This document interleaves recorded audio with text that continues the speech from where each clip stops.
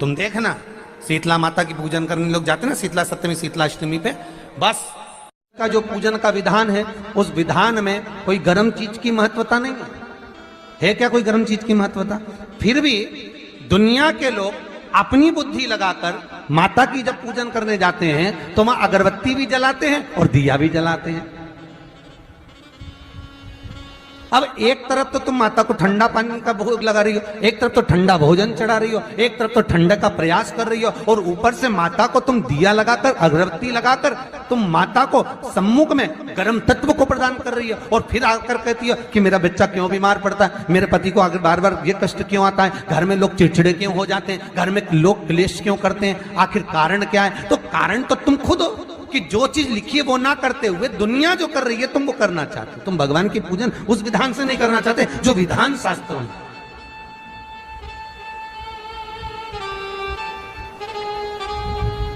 जो शास्त्रार्थ विधान कहता है।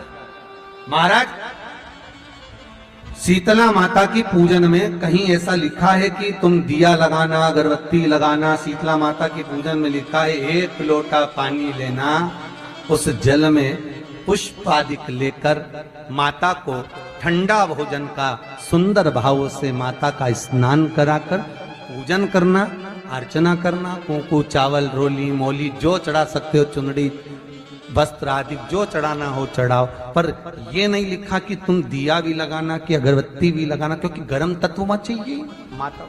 और अगर तुम दिया लगा भी रहे हो, मान लो दिया अगर तुम लगा भी रहे हो तो उसके सम्मुख ना लगे, विधान शास्त्रों में। इसलिए साउथ में, दक्षिण में नीम के वृक्ष को स्वयं देवी का प्रतिबिंब माना जाता है। नीम के वृक्ष को स्वयं माता का प्रागट्य उत्सव माना जाता है। नीम के वृक्ष को स्वयं देवी का भाव वर्णित किया जाता है। और बहुत सुंदर बात है महाराज जी,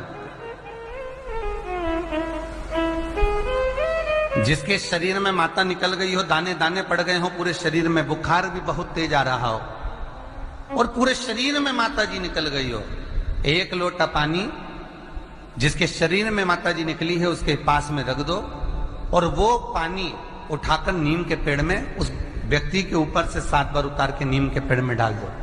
3 दिन के अंदर उसकी माता जो शरीर में निकली हुई है, दाने दाने पड़े हुए हैं, जो बुखार बहुत तेज आ रहा है, उसमें धीरे धीरे आराम मिलना प्रारंभ हो जाता है। यहां तक शास्त्र कहता है कि किसी व्यक्ति को अचानक बहुत तेज बीमार आ गया, बहुत तेज बुखार आ गया, या एकदम, हम तो यहां तक कहेंगे कि ये वायरस चल रहा है, महामारी चल रही है, और कंठ में भी आपको अगर जलन पड़ रही है, कंठ रुक रहा है, बुखार बहुत तेज आ रहा है, शरीर में ताप है, डॉक्टर को दिखाओ मना नहीं है, सब कुछ करो मना नहीं है, पर 1 लोटा पानी अपने ऊपर से उतार कर 21 बार नीम के पेड़ में ले जाकर नाम गोत्र बोलकर डाल दीजिए, और नीम के पेड़ के नीचे की मिट्टी को अपने कंठ पर लगा लीजिए। 20 से 25 मिनट बाद आपको आराम लगना प्रारंभ हो जाएगा। ये उमा देवी है। जगह की मिट्टी काया के रोग को ठीक कर देती है। अगर किसी व्यक्ति को चर्म रोग हो गया, कुष्ठ रोग हो गया, चमड़ी सफेद पड़ गई, रोग समाप्त नहीं हो रहा, बढ़ते जा रहा है, औषधियां आपने बहुत कर ली, तो 3 जगह की मिट्टी आपको फल प्रदान करेगी। पहला, सूर्य कुंड की मिट्टी। स्कंद पुराण सूर्य कुंड कहां पर है? तो कहा दतिया और झांसी के बीच में सूर्य कुंड निवास करता है। उस सूर्य कुंड की मिट्टी को लाकर जिस व्यक्ति को कुष्ठ रोग हो गया हो, शरीर की चमड़ी सफेद पड़ गई हो, स्कंद पुराण कहती है सूर्य कुंड की मृदा लगा लेने से 5 से 7 दिन में रोग समाप्त होने लगता है महाराज। पर सूर्य को सर्वाधिक प्रियता क्या? सूर्य को क्या? क्योंकि सूर्य तपता है, तो उस तपन को मिटाने के लिए सूर्य देवता के शरीर पर गाय का घृत मला जाता है।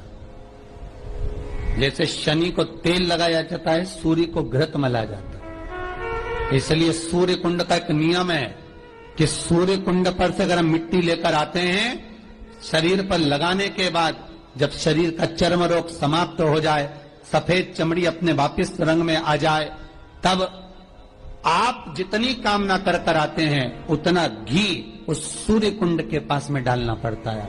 1 किलो, 2 किलो, आधा किलो, 250 ग्राम, 25 ग्राम, 50 ग्राम, जो आपने कामना करी है उतना चढ़ाना पड़ता। पर वो घी गाय का होना चाहिए, और उस घी का प्रयोग कोई नहीं कर सकता। इसलिए आज भी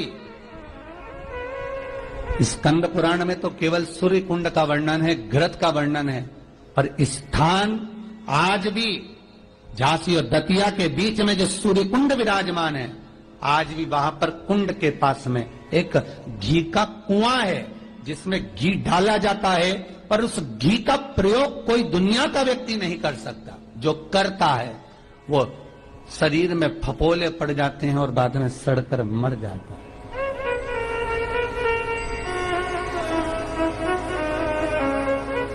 घृत है, पर गंध नहीं, घृत है।